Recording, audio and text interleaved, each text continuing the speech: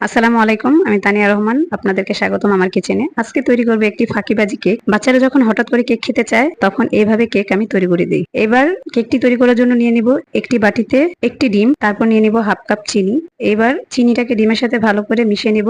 যখন চিনিটা ভালো করে গলে যাবে তখন দিয়ে দিব 4 চামচের মতো সয়াবিন তেল। তেলটাকেও ভালো করে একটু মিশিয়ে নেব। এবার একটি চালনির সাহায্যে ময়দাগুলোকে ছেঁকে নেব।